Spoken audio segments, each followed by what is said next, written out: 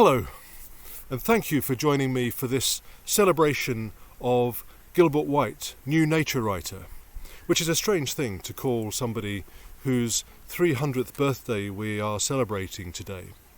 But you know, there's something about the Natural History of Selborne that just feels so contemporary at times. The way Gilbert White approaches nature, his careful observation, I think we would today call it mindful observation, and also his careful choice of language when communicating his findings and his thoughts and even his feelings, that seems to make him quite modern in approach. So I thought it would be interesting to read a few passages from this 18th century book, but also some much more recent nature writing, including some of my own, to see if we can find the links between Gilbert's approach and today's writers. So I've got some material that I prepared earlier, but before I read any of that, I thought it would be quite interesting just to randomly dip into the Natural History of Selborne and see what Gilbert has to say to us. So I'll just read a paragraph. This is a letter to Daines Barrington. Of course, Gilbert White was an essayist, really, and his essays are edited versions of letters that he sent either to Daines Barrington in this case or to Thomas Pennant. And the essay form, of course, is a modern way of exploring in depth and breadth a subject, especially a place like Selborne. So this is dated the 8th of February 1772, so that's 248 years ago, I think. When I ride about in the winter and see such prodigious flocks of various kinds of birds, I cannot help admiring at these congregations and wishing that it was in my power to account for those appearances almost peculiar to the season. The two great motives which regulate the proceedings of the brute creation are love and hunger. The former incites animals to perpetuate their kind. The latter induces them to preserve individuals. Whether either of these should seem to be the ruling passion in the manner of congregating is to be considered. As to love, that is out of the question at a time of the year when that soft passion is not indulged. Besides, during the amorous season, such a jealousy prevails between the male birds that they can hardly bear to be together in the same hedge or field.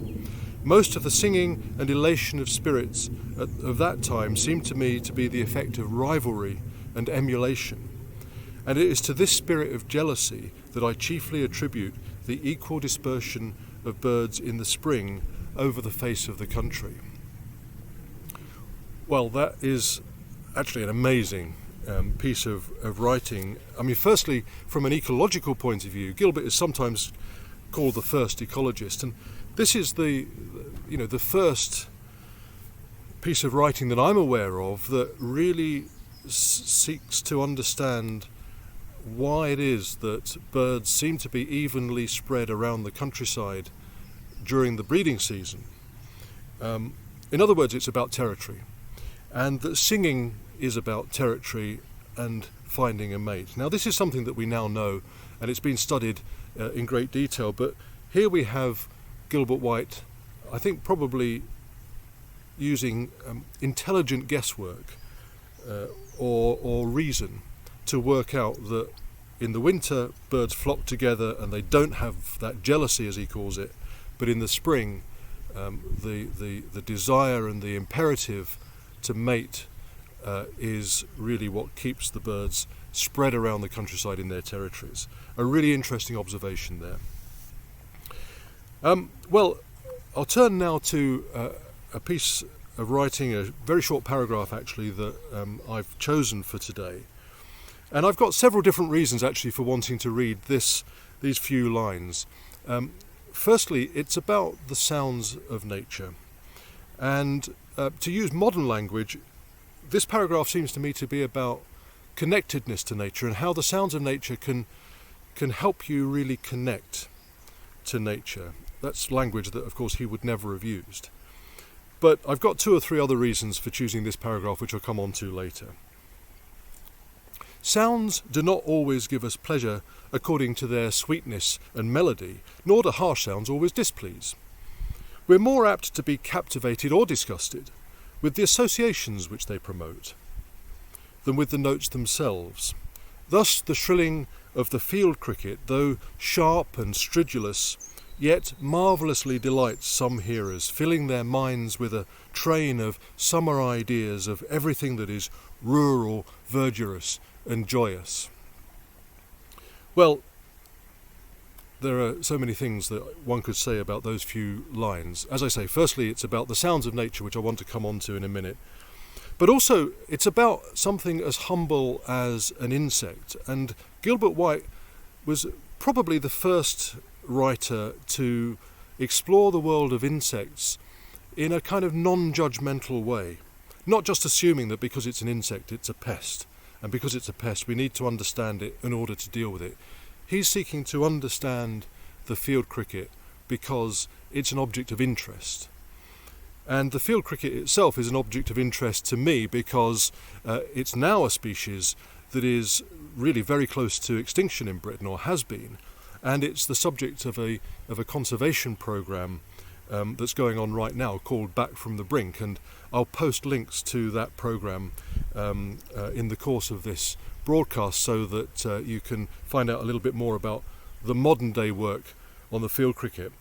But I'll come back to the field cricket in a minute. I want to divert for a moment to another nature writer, a more modern nature writer, but one who picks up on that theme about sounds connecting you somehow.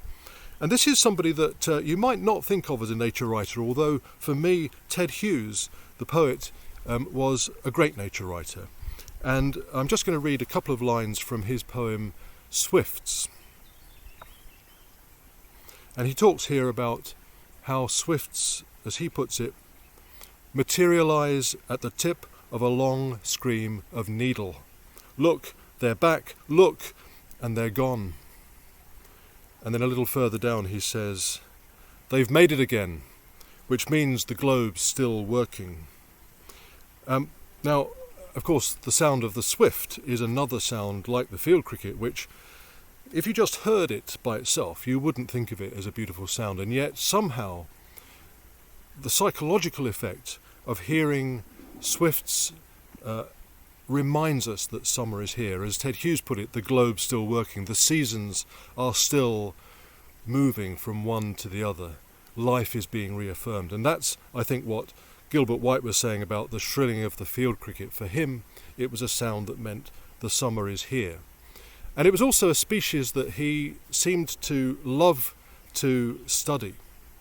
And in my own collection of essays, Framing Nature, Conservation and Culture, which actually comes out in the autumn, I've also chosen the field cricket as a subject of an essay, mainly actually because I wanted to do my own little homage to Gilbert White for his 300th anniversary.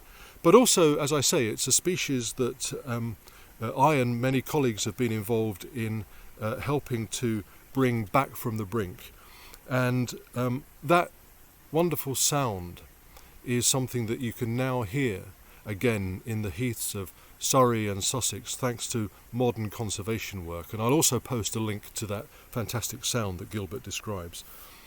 But I'm just going to read a couple of paragraphs from my essay, which is, as I say, really an essay about him writing about the field cricket. From the northeast corner of the churchyard of St Mary's, where Gilbert's grandfather Gilbert was vicar between 1681 and 1728, an old wooden kissing gate leads out of the village via the glebe field. Our Gilbert, as a graduate of Oriel College, Oxford, was not entitled to the living, but as curate he would have had a short walk from the church to the fields where he studied his crickets. I walked the same path 240 years later. The glebe field drops steeply to the Oakhanger stream, and the path runs to the right of a large oak tree that Gilbert may have known as a sapling. The land to the left of the stream rises steeply and is cloaked in a hanger wood of beech and oak. To the right it is more open and wet-flushed in places. A marsh tit called as I crossed the short narrow footbridge at the foot of the glebe field, and I thought of Gilbert's own description of the call. 2 quaint notes, like the whetting of a saw. Gilbert White's study on the field cricket takes the form of a letter to his fellow naturalist Daines Barrington. It opens with the Latin words resonant arbusta, the heaths resound. He borrowed them from Virgil, who wrote of heathland resounding with cicadas, and for White to have chosen this fragment from the eclogues is telling. Their poems preoccupied with sound, and with hearing the world in a way that mediates the connection between people and nature. For both crickets and cicadas lend the air around them a kind of sonic physicality that is as vital a part of the landscape as any geological form or meteorological effect. They're nature's percussionists. Virgil's cicadas use a timbal, a membrane under their abdomens which they flex rapidly like a microscopic thunder sheet. White's crickets stridulate, running a ribbed part of one forewing over the ridge of another, like a guiro. For Virgil, and therefore for White too, it was a sophisticated metaphor. This resonant imbued their writings with the spirit of the places in which they're set. And that really is, for me, the whole thing about the Natural History of Selborne. It's ultimately it's place writing of great breadth and depth and sensitivity, which again, has its resonances in modern writing. I mean, for example, the work of Mark Cocker in Claxton. This is also a series of essays, and it's also devoted mostly to one place, Claxton in Norfolk. And I thought that it might be quite interesting to do with Claxton what I did with the Natural History of Selborne, just open it at random and see if I can see a connection. Maybe I can't, but we'll see. Here's a little essay dated 4th of July 2005 by Mark Cocker. Just a paragraph. I find it intriguing how a passion for natural history reorganises one's sense of the seasons. To many it might feel like midsummer, but if you scrutinise the activities of birds and plants, they're obviously working to a different timetable. Rooks and jackdaws have finished breeding, and when not feeding their clamorous offspring, they're dropping their feathers one by one. Molt is a classic indicator of autumn. And if that weren't bad enough, the birds have even resumed evening flights to the roost, which is a sign of winter. Well, actually, I do think that that's a rather Gilbert White kind of observation, because Gilbert was very preoccupied with the changing seasons and the way that birds and plants respond to signals like the lengthening of the day or the changing of the weather, and how from one year to the next certain things can vary because of the weather, but certain things seem to be fixed because of the season. So I think there is an example of how Gilbert's original writing, some of the earliest writings of, say, phenology, what we would call phenology, the timing of phenomena in the natural world and the seasons, that is still very much a popular theme, a preoccupation of modern naturalists and modern writers. And of course even that Ted Hughes poem was all about the changing of the seasons. Let's go back to the Natural History of Selborne. Let's just have another random look at Gilbert. And this is a letter, another one to Daines Barrington, 8th of July 1773. Some young men went down lately to a pond on the verge of Walmer Forest to hunt flappers or young wild ducks, many of which they caught, and among the rest some very minute yet well-fledged wildfowls alive, which upon examination I found to be teals. I did not know until then that teals ever bred in the south of England, and was much pleased with the discovery. This I took upon as a great stroke of luck in natural history.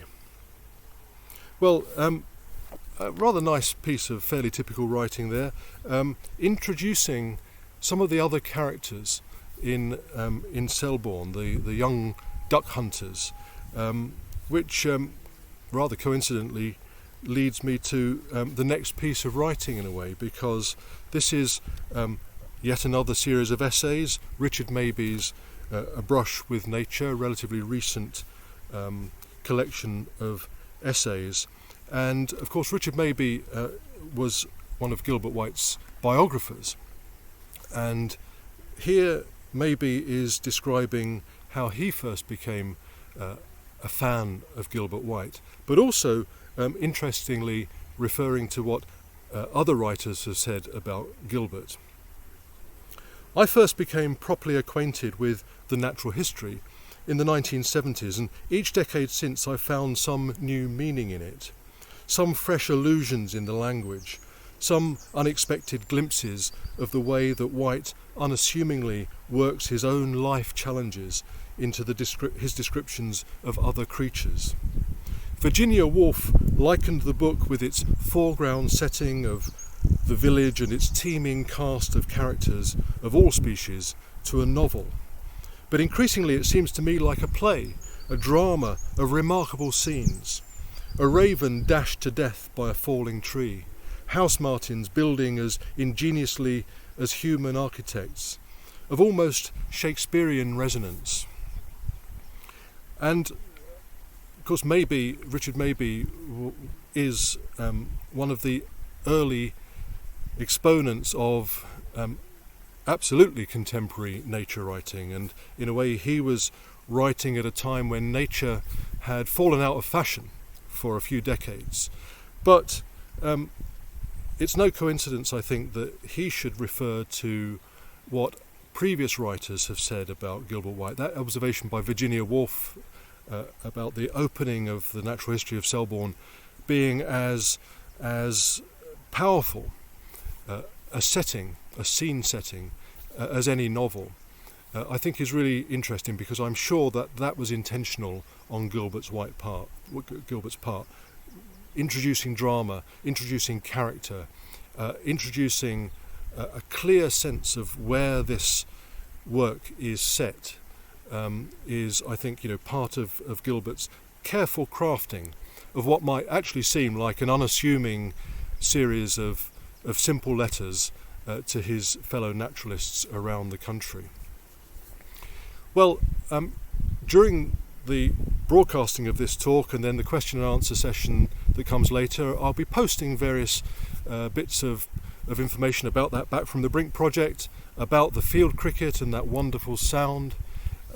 So do join me for the question and answers in a few minutes, and together we'll explore a little bit more about this concept of Gilbert White, the first of the modern nature writers. Thank you.